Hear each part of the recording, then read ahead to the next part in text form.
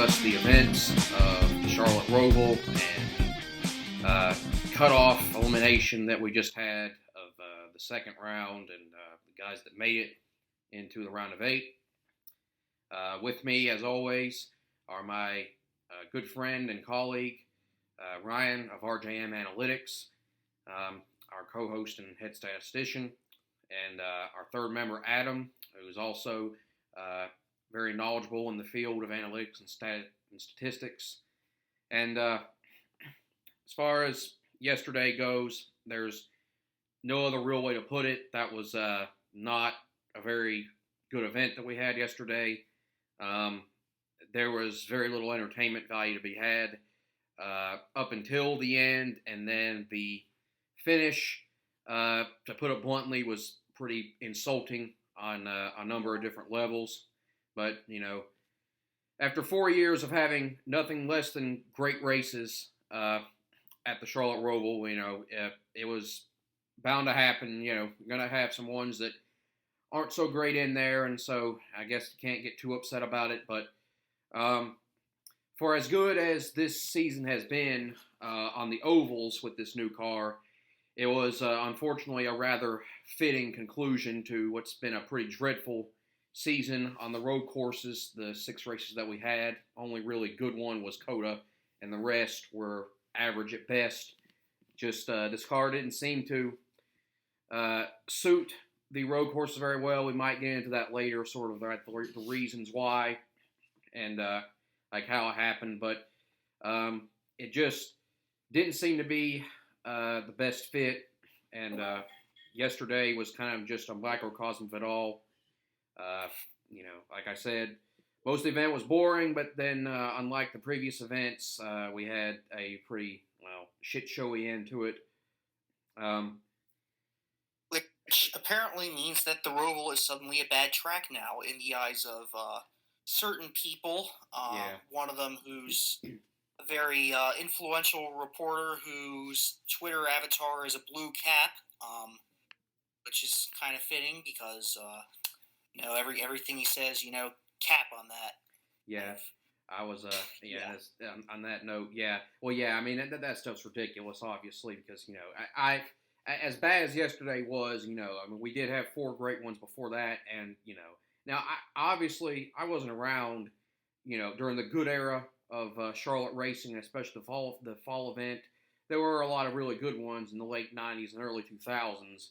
But, by the time I was really around and watching, like after the track had been repaved, like I saw enough fall Charlotte Oval races to know that I never want to go back to that. I mean, even if the Oval might be a good track again now with this car, the fall Charlotte race on the Oval through the 2010s until they finally changed the Roval was annually like one of the worst events, like some of the worst races I have ever seen. And so I have no intention to go back. I feel like they'll get this car better suited to these tracks. Yeah. I mean, it probably will never be as good as what it was previously because of, again, things that I've mentioned before. I mean, this car, I think maybe is too efficient on them. But at the end of the day, you can't just, as much as like the mob might want to, it's ridiculous to want to can something because of one subpar event. But anyways, I pretty much said all that I wanted to about the race, and so I'll just turn it over to you guys. It's just another day in the life on NASCAR Twitter with the revisionist history and the total retconning of how good certain tracks are, how good certain racing packages are. All season long, really, until the last couple of weeks. We've been talking about how great of a season this has been and how, the safety stuff is just kind of a minor inconvenience. And I guess also the cars braking more easily. But we've all been talking about all season. The racing itself is really, really good. And the parody's obviously been great. And now all of a sudden I'm hearing the Gen 7 car sucks. It puts on bad racing. It's only good on 1.5-mile tracks. As if we didn't have those great races at Dover and at New Hampshire and even Gateway. The finish was pretty good. Nashville, those were all non-cookie cutter tracks that had great racing. And the road courses have been a bit underwhelming. The short tracks have been there's room for improvement, but let's not act like this season and this car has been a failure because of that. But that's of course what NASCAR fans do, especially the people on Twitter who love to just complain about everything. Yeah, I mean, I agree with what both of you guys said there, and that for some reason the NASCAR discourse has just taken a sharp turn towards the negative the last few weeks, and I mean, I don't really know why, because we can't have a classic every race, and the Gen 7 is going to be worked on during the off season. They're going to do what they can to improve the racing and the safety. I mean, this is not a finished product that we're stuck with for the next 10 years. So I think it's ridiculous that people have been doom and gloom about it all of a sudden just because Texas sucked and this race was disappointing. Now that said, I was not happy with the race yesterday. It was kind of the worst of both worlds in that it was boring as hell for 90% of it, and then the finish was just a complete clown show. And I really wish that piece of advertising from the wall wouldn't have fallen onto the track. I wish we could have just had a legitimate green flag finish. Yes, it would have been less exciting, but it would have, I don't know, it would have made the race at least felt worthwhile to me, whereas this just feels like kind of a lottery and almost like whatever happened the first 108 laps didn't really matter. But yeah, I do think that designing a car specifically to be better on road courses is counterintuitively is not a good idea because it makes it easier to drive and it's more forgiving. And I think drivers used to, when they'd make a mistake, then they would get passed. But now it's like you can make mistakes and get bailed out by the big tires and the sequential shifter and just everything about the package makes it so you don't have to be as precise as you used to be. And I hope they look at that in the off season and try to do something about it. Yeah, I wanted to touch on that. I kind of brought it up in a previous show, but one of our members actually said this after Road America, which was a similarly kind of not good event, but at least didn't devolve into what this event did.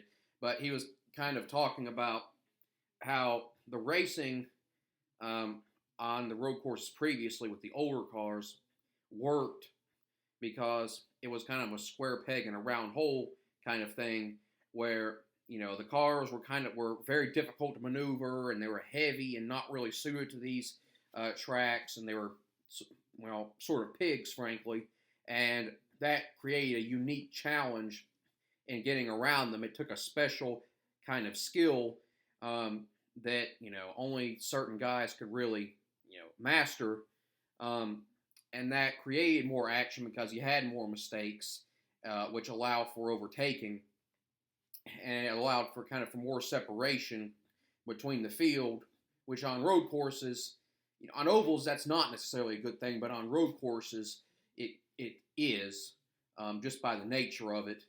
And we've kind of seemed to have lost that with this car. And the main factor in it, I think, is the independent rear suspension, which, the literal point of it is to make the car more efficient, especially on tracks like this. I mean, it specifically is something that is designed in cars and other forms of road racing, to make it easier to drive and get around the corners and not feel like such a heavy tank to lug around.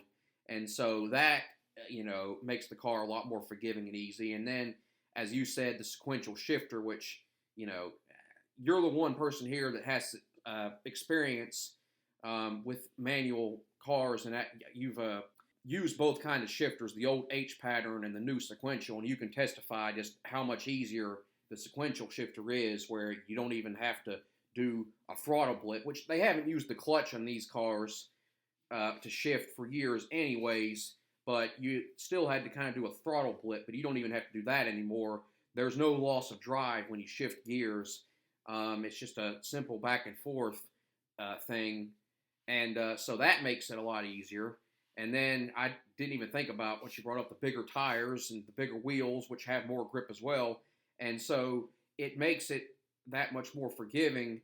And so as a result, you have a lot less mistakes. You have way less guys wheel hopping into corners and just uh, having out of nowhere spins and wheel spin and things that we've been seeing for years in these tracks. And in addition to the fact that it kind of waters down the field so much, I mean, the cream still rises to the top. We still see, obviously, the best guys have the best results, like Chase Elliott and Tyler Reddick and whatnot. But you see kind of a bigger mix of guys like running in the upper mid tiers, you could say, and but the biggest thing is just it creates less action because you don't have guys making mistakes, running off the track, spinning, having less incidents. Like Road America was caution free outside of the stages, and this one was almost caution free until that crap that we saw at the end. And so all that just creates a perfect storm for no action. And I think the diffuser also has something to do with it, which I think that's kind of been a problem in general on the slower tracks, but I'm not sure as much about that. But yeah, it's been disappointing to see what's happened this year. I don't think that they can get it as good as it was previous with the old car, but I think they can make some improvements to at least make it better than it was this season. But, there's definitely some going to the drawing board that there's going to have to be in the off season.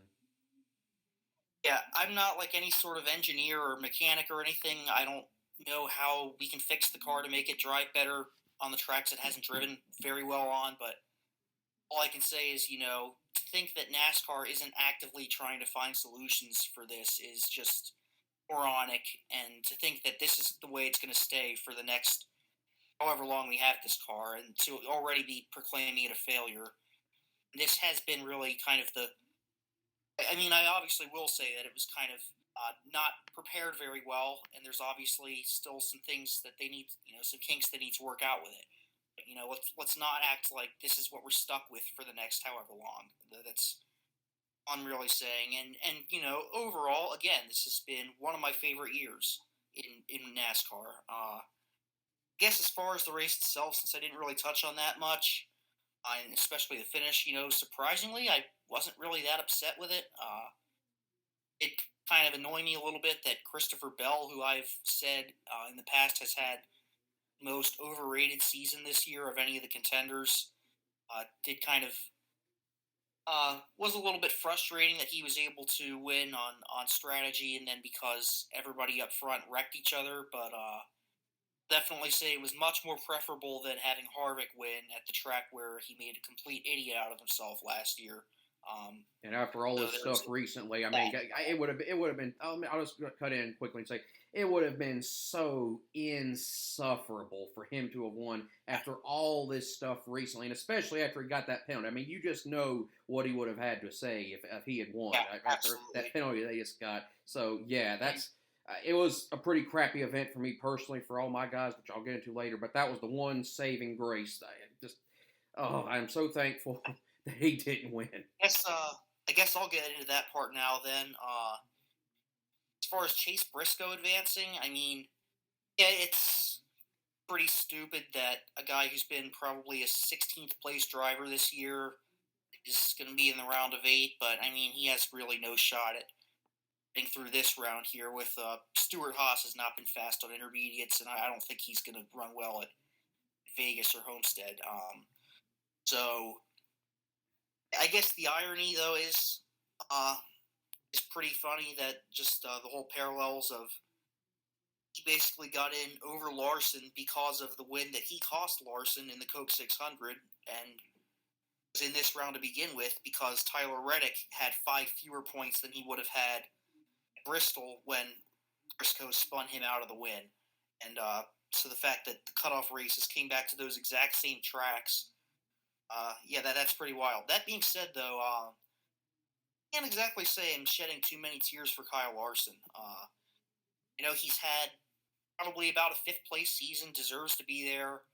But, that being said, I think he has had the most underperforming season of anyone I've seen in a while, especially coming off a championship. And I've said this pretty much for the last 4 or 5 years probably, and I've stuck to it no matter what. That Kyle Larson is the most talented driver in NASCAR right now, and I've been saying this like probably going back to 2017 or so.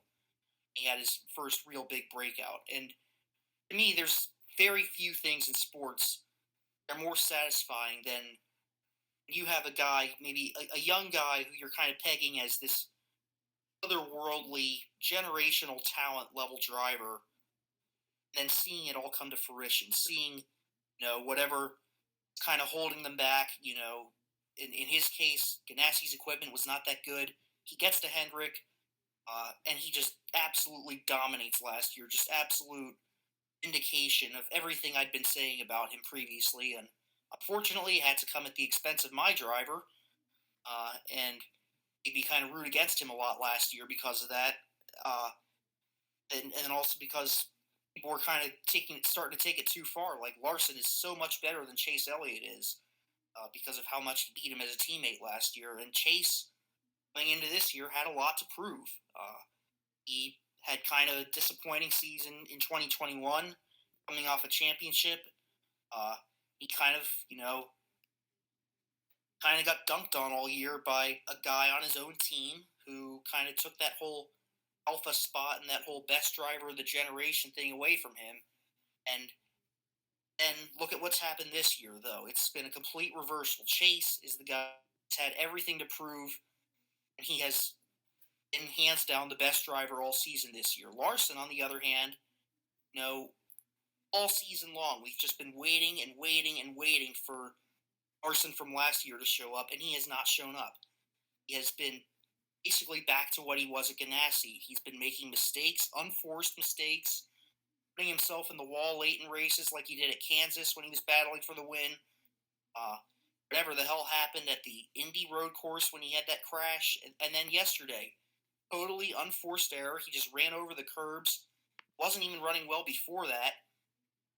It's just been a whole season pretty much from him, other than his 2 wins, which both of, by the way, he had to knock Chase out of the way to win. It's just been, not the type of season that, under any excuses, a guy as talented as him, with as good as cars as he has, a great crew chief should be having. And it just pretty much, obviously I expect him to have a lot of really great seasons still moving forward. He's still only like 28, 29 years old. He's still, has a lot of years ahead of him. Hendrick is going to be really good for a long time, but I think this season has kind of confirmed everything I was saying at the end of last year, that, gap between Larson and Chase is really just one guy is more talented, but, Chase is much more disciplined. He doesn't make mistakes on his own accord like that. Demises the talent that he does have. It's basically like kind of new version of Jimmy Johnson being the Chase role as the guy who maximizes every bit of talent that he has, and then Larson is the new Tony Stewart, who will have a season like he had last year, where it's just jaw-droppingly good. One of the greatest seasons, probably in his case, of this century. A once-in-a-lifetime season that we might not see again in a long, long time. And he just comes out totally flat this year. And, yeah, in my opinion, he did not really deserve to have a shot at a championship with this type of season, and he's going to have more to prove going into next year than I think any other driver. Yeah. From my end, obviously, he's, I guess, among the contending drivers, I guess you could say he's like my co-favorite along with Alex Bowman. And, yeah, it was just kind of this thing where, I tried to stay positive as much as I could throughout the season, and I kept hoping and hoping that that run that you spoke of would come, but it just never did. And, that's just, how it goes sometimes. And, I never did think that he was actually that much better than Chase or what anyone that's saying. Chase's season last year was better than it looked on paper or whatever. He still made the March season this year, that's for sure. And Chase's, he still, made the Final Four, and even though he wouldn't like have really deserved the title, he was there, and he was probably legitimately the second best driver last season, and this season, it was just one of those things where he had a pretty good start to the season, but then after that, he just kind of had a lot of like very meh runs for him, and like you said, the mistakes. But it just like he just consistently had like fifth to eighth place speed, but he never really had that kind of dominant stretch that we've come to know him to have, like even in some of his Ganassi stretches when he had better cars. And that's just, like I said, it's like not just with him and in NASCAR, but just everything in general. I've just, it's a time where I just kind of have to take my medicine because last year, it seemed like everything went my way, and this year it seems like nothing's went my way. It's been, objectively, like I've enjoyed the season on the level for the racing action that we've had, and it's been a great season in that sense, and with the competition and parity we've had. But on a personal level, with my guys, it's been a very frustrating one.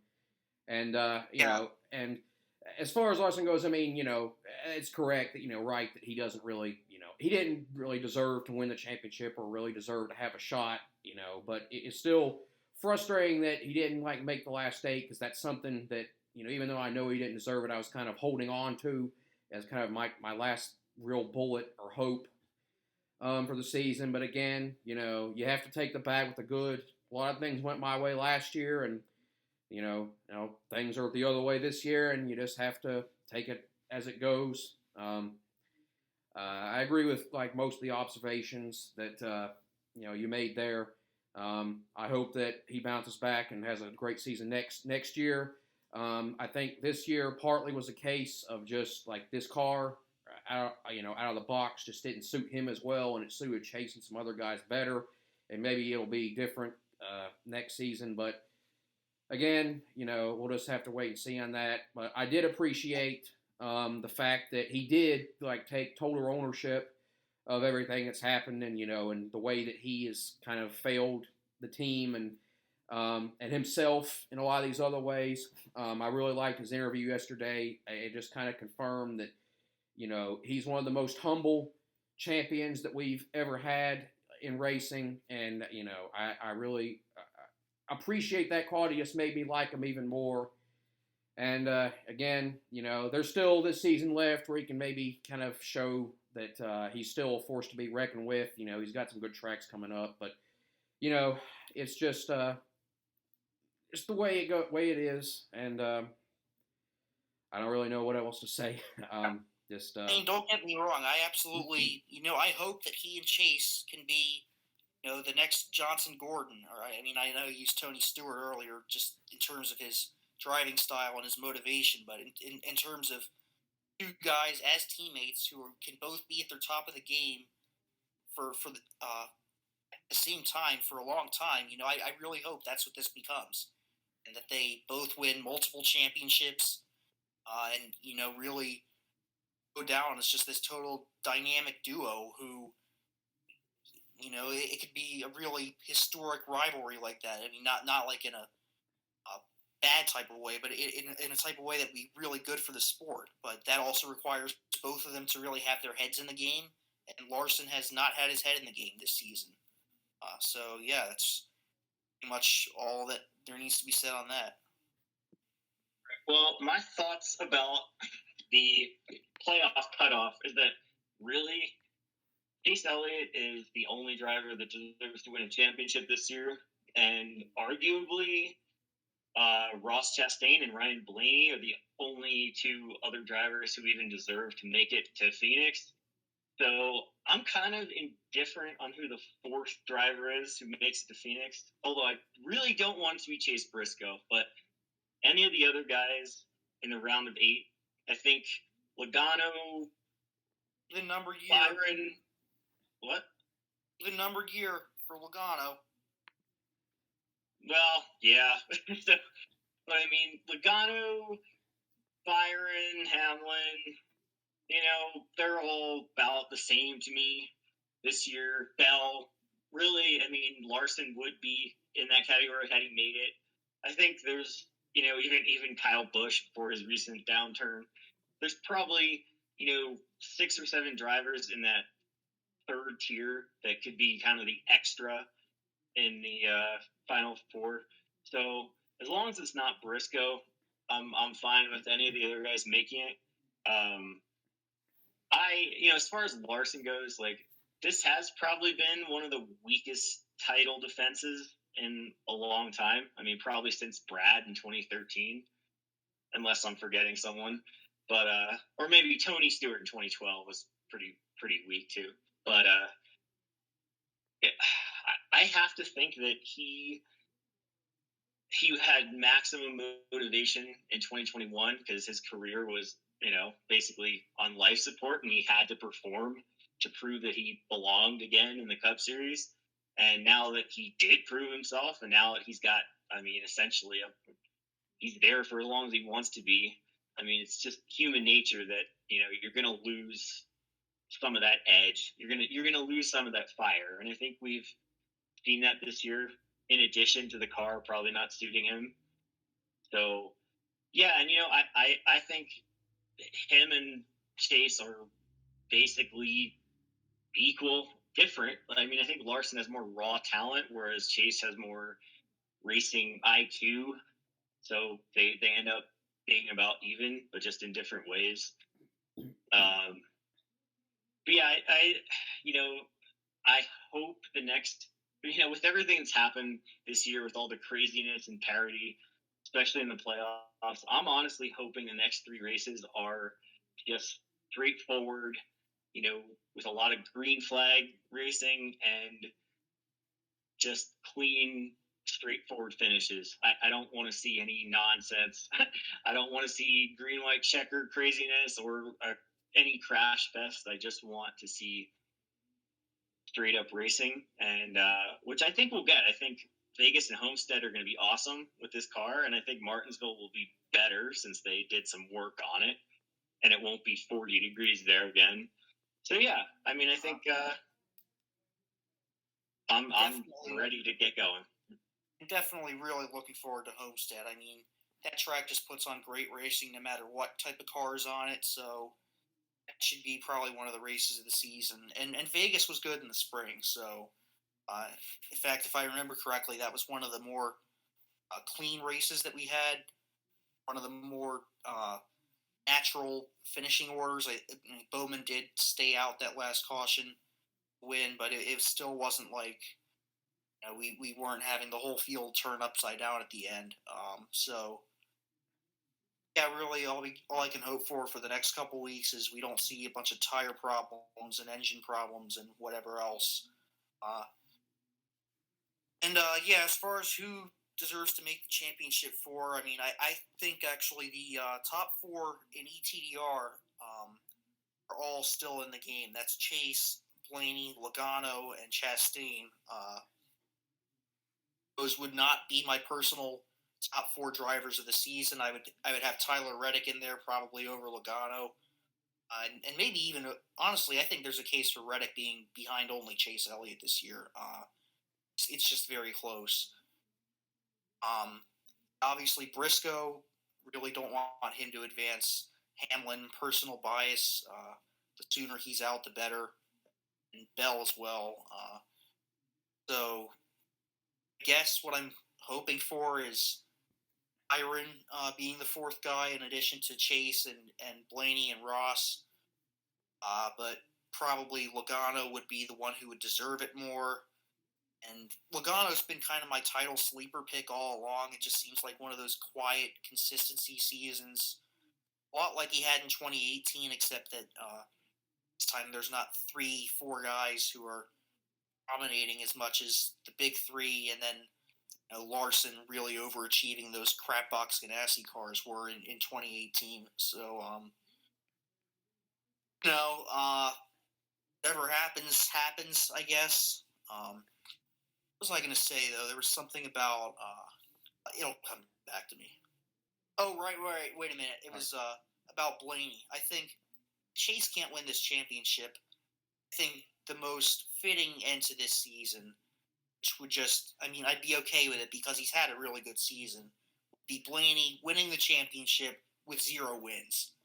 Because, I don't know, in a season where we've had 19 different winners, could possibly have more than that, it would just be the most hilarious mockery of this title system that we could ever have. And, it wouldn't be like Newman in 2014 or like Crafton in that truck year. I think it was 2018 or 2019. And, he's had the second or third best season. It wouldn't be a crying shame if he won the championship. So, yeah, I hope that if something happens to Chase, I hope he wins it, but I hope he doesn't win at Phoenix. That's all. Yeah. I agree with that. Sorry, go ahead. Yeah, I was going to say, I've actually been kind of thinking about that myself for, the last month or so. It's like, if Elliott can't win because he's the most deserving, I would like to see Blaney have a winless championship, because it would just show how ridiculous this whole system is. And, it would be interesting to see if NASCAR made some tweak to it to try to prevent that from ever happening again. They absolutely would. Yeah, and I wonder, it's like they've already made winning so paramount. Like, what more would they even do? Like, make it so only winners are allowed in the playoffs and points don't matter at all? I mean, I hope not, but I could see them doing something crazy. But, yeah, I think that would be just a fitting way to end the season. And Blaney, I mean, he hasn't had a championship-worthy season, but he has been top 3 or 4, so it wouldn't be as much of a farce as, like, even it would probably be better than. Yeah, it wouldn't be any worse than 2016 Jimmy Johnson. I mean, it wouldn't even be worse than Logano in 2018, which I think is even worse than Johnson 2016, just because of how far ahead other guys were. But yeah, I think I could agree with that. Yeah, I think though we've gone now. This is year number 6 with this specific playoff format with the playoff points and all that, and we generally do not make it that long under any format. So, kind of, regardless of what happens, I think Truex missing the playoffs kind of makes me think that there's going to be some changes next year, no matter what. So, might as well just have a winless champion. Yeah. On that note, I was going to say I actually did pick Ryan Blaney to win the championship. Now, and part of the rationale was that just for our little game we're playing, I had to do something different than David, who's killing us all in that. He picked Chase to win it, obviously. But also, I agree, that would be, I'm not the biggest Blaney fan, of course, but on some level, I'd be all right with it because he has had a good season, and it would be hilarious, especially after, like you mentioned, Truex, after he pretty much made it into the chase just by a gnat's ass. Because, he literally was laps away or, feet away almost from not even being in the championship to begin with. So that would add even an extra layer to it. But the other thing I was going to say was, something I was going to say a minute ago when Ryan was talking, but I can't. Damn it, what was it? What was it you were just talking about? Circle then. All good. I guess we can't really think about anything else to talk about from the race or about the playoffs. Maybe just kind of any I was going to say analytics stuff. I was just going to quickly say I remember what it was. Yeah, Tyler Reddick, you guys mentioned. He's my pick for the second best guy of the season, and if we're being theoretical, he's maybe the only other guy I could see maybe being somewhat deserving of the title, because there is a world kind of conceivably where he has 6 wins this year, and an RCR car. That's really an amazing accomplishment, and but and he once again, has the lead. I think the best average lead lap finish, although he kind of had to bulldoze Chase to do it. But again, he's out of it. And that was also ridiculous when it happened. But again, that's just the way it is. We've talked about this many times before. Ultimately, the championship really is pretty meaningless when it comes to defining, who's the best in a season, or maybe even who's the best overall in a career. Bobby Allison had 1 championship for his career, but that is in no way representative of what he was as a driver, and there's so many other cases of it. But, just try to rationalize it and deal with it the best we can. The system is a joke, and it's been one for a long time. But I, hope that we get the right result this year. But we're just going to have to see and hope on that. Yeah.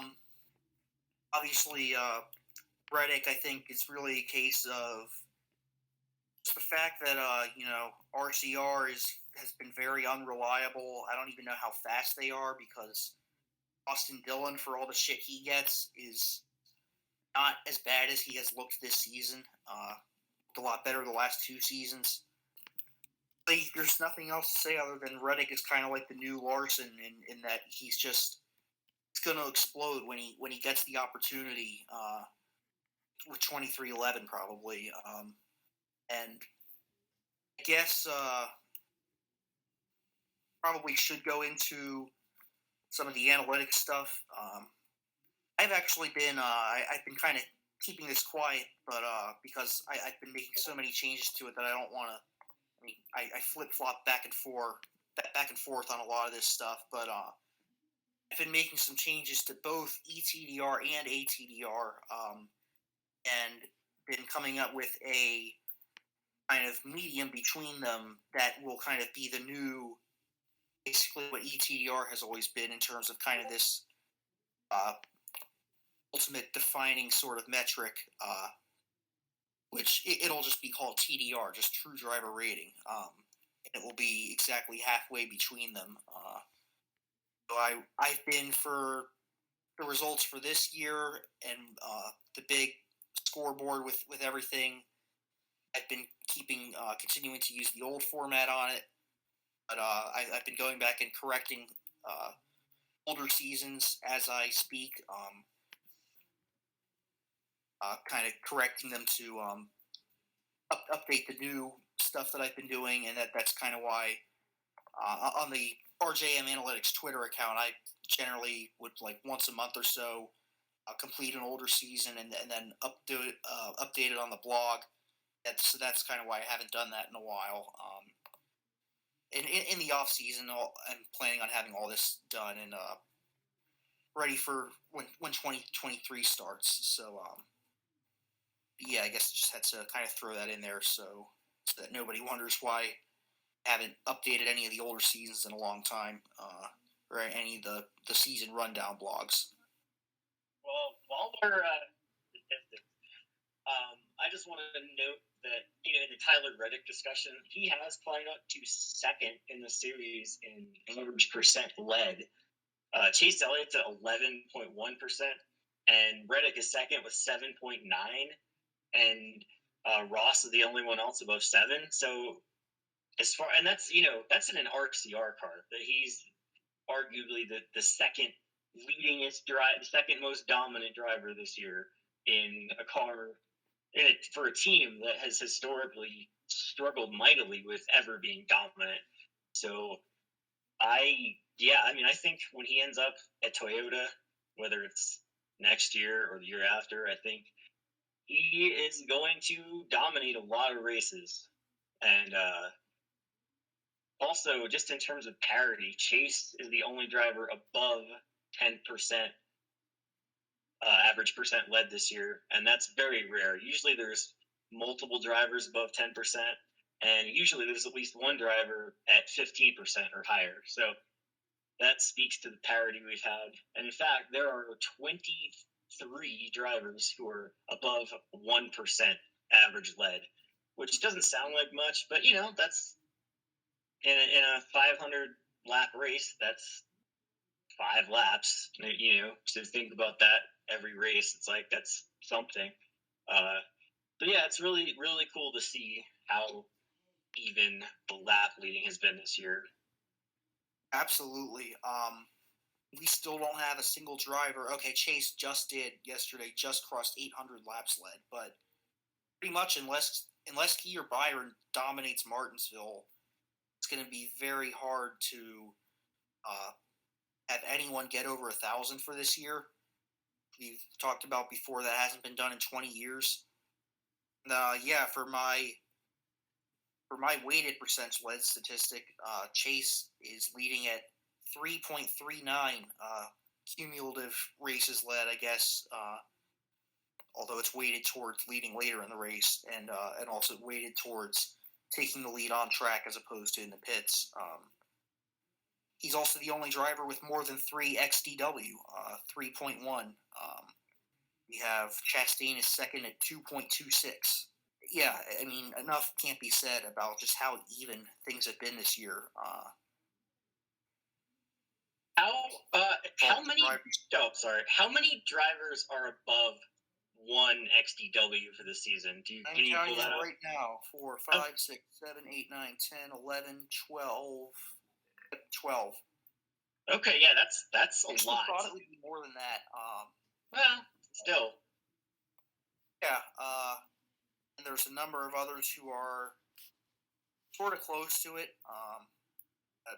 Harvick at 0.81. Kurt Busch probably would be over 1 if he'd run the full season. He's at 0.76. Bubba at 0.78. Suarez 0.77. Chase Briscoe 0.9. So, yeah, it's like close to 20 drivers who are kind of within the ballpark there. And then also 17 different drivers who have at least one ECDR win, although that might change once I update it after this year. So, and Chase is the only guy with he's leading with 4. Nobody else has more than 3, and that's just unheard of. That nobody has had the best car in a race more than 4 times in one season. I think that's actually more impressive in terms of parity than the number of different winners, because oftentimes we'll have a driver that is the best. I don't know, like a good example is like 2009 Jimmy Johnson. He won 7 races, but he was probably the best car like 12 times, and like that often happens where the most dominant driver doesn't win as much as he should, and that kind of artificially, it kind of artificially makes parity look better than it really is, but really it's just the best drivers having bad luck. But this year it's legit. Yeah, John just dropped in the comments 2011. I think even then though, Kyle Busch probably had at least 6 or 7 races where he was the best car. So yeah, we just go on about it every week, but it can't be stressed enough. This is just a once in a lifetime type of season for parity. I guess that kind of covers just about everything for this week. Should we, at this point, just go right on to, I guess, either Xfinity or Open Wheel or next week? Yeah, I'll do my F1 thing at the end, but you guys, whether you want to do Xfinity or not, that's up to you and all that. I guess all that really needs to be said about that is just kind of looking ahead to next year. We're kind of getting a better sense of what things will look like there, with Allmendinger's going to be gone, Gibbs, Gregson. I have a lot of questions there. I'm personally expecting, though, Justin Allgaier probably will have, I mean, we say it every year with him at this point, that this is his best opportunity to finally win a championship. The field gets worse. It's really hard to tell who besides him is going to be up there every week. I think Sheldon Creed is definitely the guy who could take kind of a big leap. Sam Mayer as well, really sort of fill in some of those wins that a lot of these other guys have left. They're going to be leaving. And besides that, who knows? I mean, Sammy Smith, maybe? Oh, right, yeah. Yeah, the guy who just, did you see, by the way, did you guys see, related, the thing that happened in ARCA, where apparently he got into, I think it was Jesse Love, at the end of the race, and then, so Jesse went up, with his car to show him displeasure, and Sammy Smith just, basically did like the racing version of taking a giant shit upon him. He just did burnouts right on top of him on his car and all that. I mean, it was asshole-ish, but it was funny. Yeah, I'm not gonna lie. Like, I kind of liked it. It was definitely a dick move, but I feel like at least it was kind of creative, and it's better than just yelling at each other on Twitter. So yeah, I'm okay with that. But also, all seriousness, I think next year's Xfinity field is going to be incredibly weak, and I think we're going to have to temper. If one driver wins 9 or 10 races, I don't know who that would be, but if that happens, we'll have to temper our expectations about how good they'll be at the next level. Because I think this is always the case. it is. I mean, I think it's especially going to be the case next year when there just isn't much competition, and somebody's going to look better than they really are. Probably somebody in dominant equipment too. So I'm honestly looking forward to the Truck Series more than Xfinity next year. I think it'll be more interesting, but and that's already kind of. Know who's going to get those KBM trucks? Right. Yeah, there's a rumor that Nick Sanchez could be in one of them. That would be pretty intriguing, I think. Well, while we're talking lower series, one other thing I actually meant to bring up last week is what do you guys think of Ford and their just completely bare development pipeline? It just doesn't seem like they know what they're doing. Like, I mean, with DGR is going to Toyota, right? So who's left besides like Zane Smith? They have the next great Danica Patrick, right? Oh boy, yes. Yeah. That should be fun. Her making her Xfinity debut this week. I'm excited to see her run 25th. And probably get talked about like she's one of the contenders. Yep. Yeah, it's like, really, who do they have? They're Zane Smith. Okay, they have Zane Smith, and that's basically it. Yeah, I mean, it really is. Like, I'm trying to think, like, who else do they have in the pipeline that could remotely be a potential good Cup driver? I mean, that's it. And I can't help but feel like Gene Haas and Tony Stewart both being very distracted by their other pursuits has kind of been one of the main drivers for putting Ford in this position, because it's like neither of them seems to really be paying attention to their NASCAR team. And I think on that note, I just want to quickly say, I think on that note that we're actually going to see a reversal now where Stuart Haas kind of took the mantle from Roush as being, well, I mean, Penske's in there too, but as far as like the other top Ford team, that, kind of became the case. But I think now that Roush Fenway Keselowski, as it's now called, is now once again going to take precedence over them in the Ford line. Yeah. If there's any silver lining for Ford, it's that Brad is obviously very good at finding these kinds of talents in the lower series who might be able to become something later. But yeah, Smithfield Harvick race. I mean, Stuart Haas Racing has been just totally competent and very just negligent. Their Cup stuff hasn't been good in 2 years, keeping a complete mediocrity and Eric Almirola around instead of, they could have had Kyle Busch, but I guess that's, just like they could have had Kyle Larson and didn't get him, and Tony doesn't seem to care less. He's got his new flavor of the month drag racing team and his SRX series, and Gene's got his, his F1 buddies. So, yeah, can't exactly say I feel sorry for that team, but when you got guys like Briscoe and Custer, who I still believe in, just kind of getting wasted over there. And it's like, on that note, by the way, the whole team orders with Custer and Briscoe yesterday, it just seems like, for being the guy who's the team manager's son, it's like, I don't usually believe in, a team uses a guy as kind of a guinea pig, but I couldn't really understand what happened on the last lap. It was like they told him he had a flat tire when he didn't have a flat tire. and he just brake checks in the middle of the straightaway, and Briscoe gets by him. That just seems like total team team orders from it just one more thing of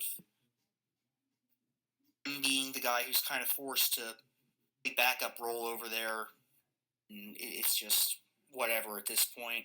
Well, yeah, I mean, it almost seems like they were trying to like manipulate Custer into doing team orders without really his consent. Telling him, yeah. Because I don't know that Custer doesn't strike me as the kind of guy who would put up with that stuff. Although it's hard to say, but it kind of seems like they just tricked him into thinking he had a flat, and so he slowed down and to let Briscoe by. Although luckily it ended up. I don't think that would have changed the outcome. Wouldn't have mattered. No. I think Briscoe was driving it. It's so deep anyway. He would have passed him anyway. So. Yeah. Yeah. I guess all that really changed was that Austin Dillon got mad at the whole brake check thing and punted him in the last turn, so cost him a possible top 10 finish. Went from like 8th to 24th. So yeah, that's kind of Custer's season in a nutshell, isn't it?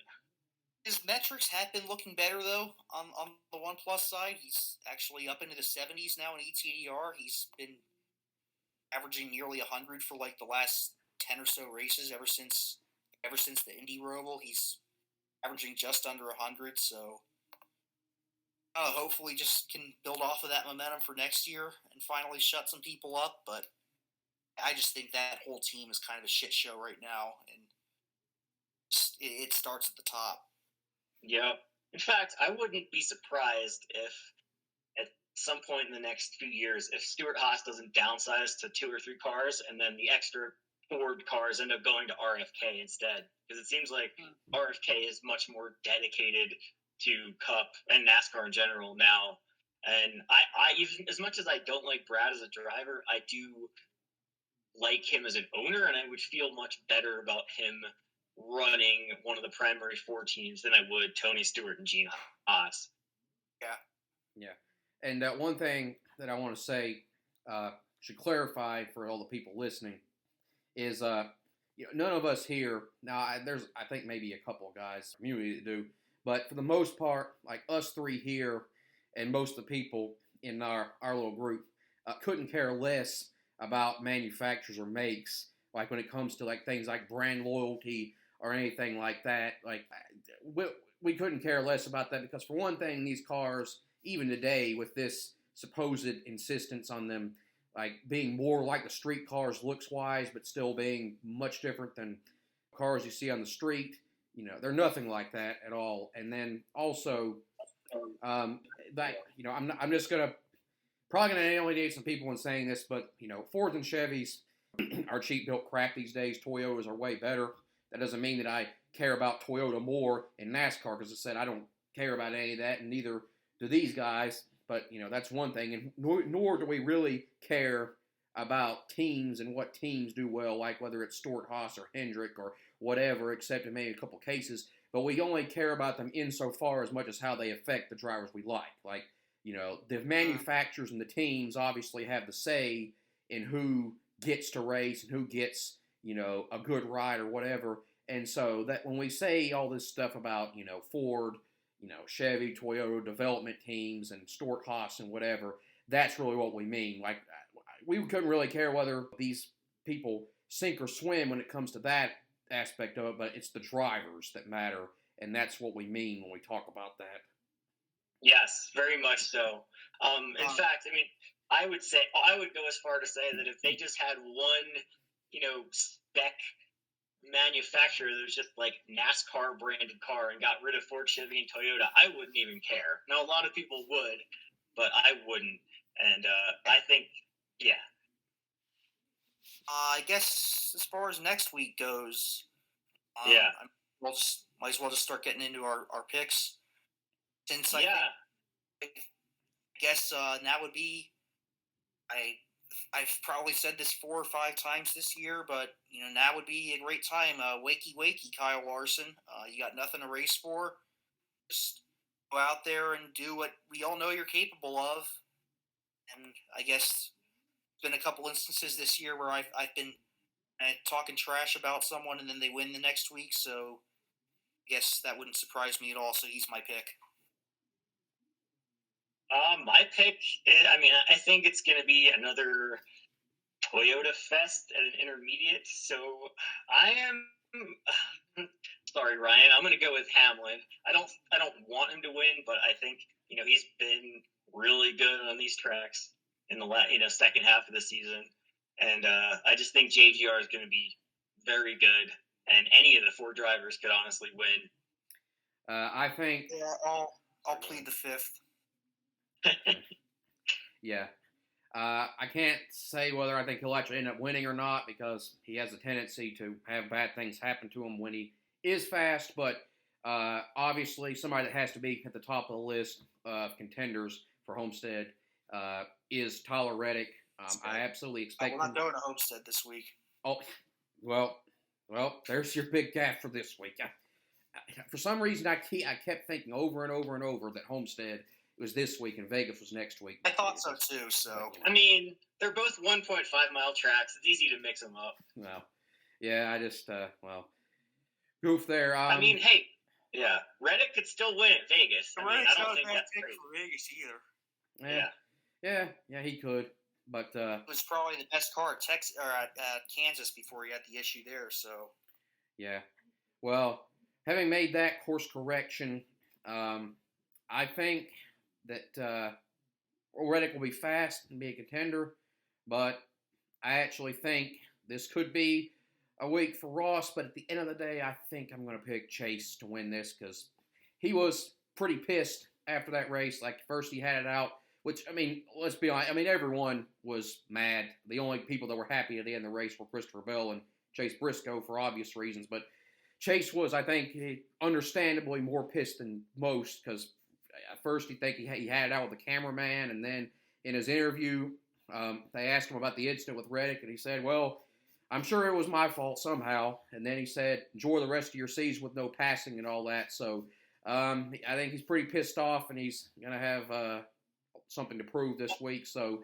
he's a good pick, but really I think it's wide open. I don't think there is any kind of just really solid, definite pick. I'm just going to say he's my pick, but there's a lot of different interpretations you can take on it.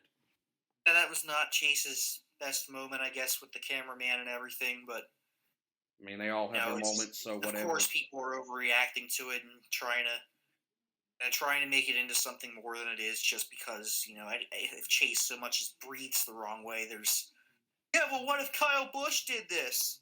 So whatever. Yeah, they all have their moments. Like, I don't really think too much of it. Just like like Eric Jones actually kind of went over after Chase Briscoe after the race on Twitter, and normally I do a lot of times kind of get annoyed when these drivers say these little things, make these little comments, but in this case, like, as far as I can remember, Eric Jones has actually been pretty good at practicing what he preaches and being pretty clean in his career, and he's actually the first kind of guy to really say anything about Chase Briscoe, who seemed to be under the radar with all this shenanigans this year somehow. So I didn't really have a problem with that either. But again, these guys, they all kind of, do stuff like this at some time. So I don't really think anything of it. All right. Yes, just go ahead and say your F1 thing. And yeah. Before you have to go out, you have anything you want to say about it? Anything else? Or? No, I think we've covered everything. All right, good. Well, at F1, we had the Japan race this week, and I'm not even going to get into all like the controversies with the race and what happened in it, the rain and and the sprays, and then not being able to run more than half the race, having to run it on a 45-minute clock, or the crane incident, or Gasly, or just whatever other kind of like Three Stooges act was going on there. It's not really worth going into. It's like kind of a similar thing to NASCAR and the safety. It's a dead horse. It's just been beaten to death at this point.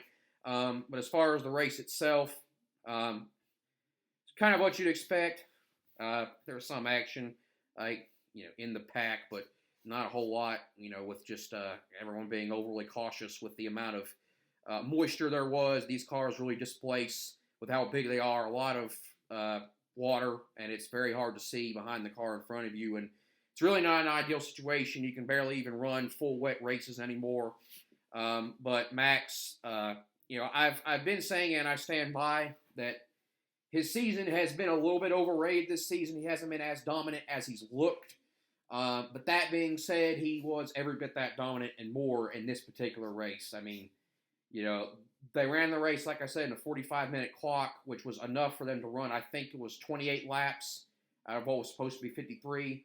And in those 28 laps, he ended up with one pit stop. Everyone made one pit stop, or in some cases two, but mostly just one. Won by 26 seconds, which means he gained almost a second a lap throughout the whole race. That's like Senna in the wet level domination that he had. I mean, he just blowed the field away. It was just a superlative performance that, has encapsulated everything about his career.